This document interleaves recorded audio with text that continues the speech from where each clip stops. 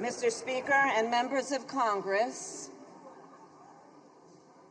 pursuant to the Constitution and laws of the United States, the Senate and House of Representatives are meeting in joint session to verify the certificates and count the votes of the electors of the several states for President and Vice President of the United States.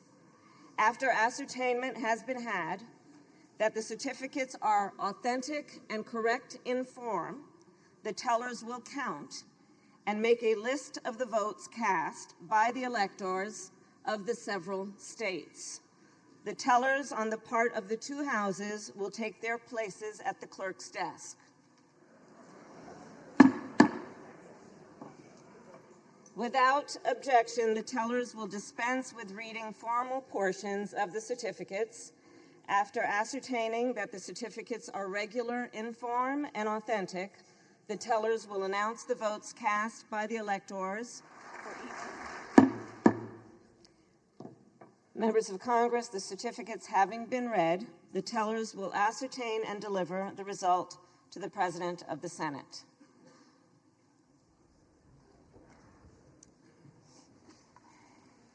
The undersigned, Deb Fisher and Amy Klobuchar, tellers on the part of the Senate, and Brian Steele and Joseph Morelli, tellers on the part of the House of Representatives, report the following as the result of the ascertainment and counting of the electoral vote for President and Vice President of the United States for the term beginning on the 20th day of January, 2025.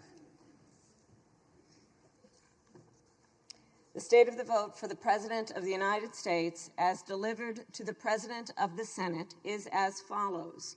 The whole number of the electors appointed to vote for President of the United States is 538. Within that whole number, the majority is 270. The votes for President of the United States are as follows. Donald J. Trump of the state of Florida has received 312 votes. Kamala D. Harris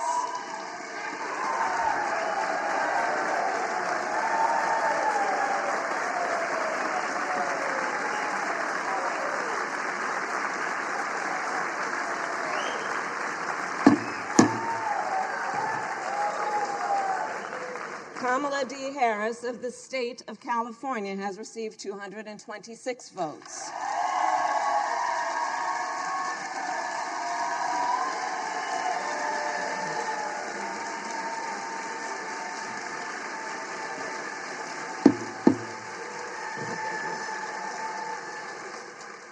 The whole number of electors appointed to vote for Vice President of the United States is 538. Within that whole number, a majority is 270.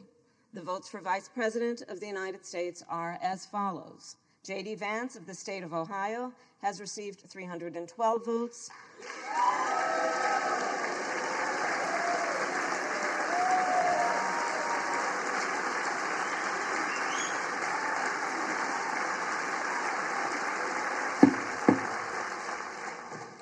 Tim Walz of the state of Minnesota has received 226 votes.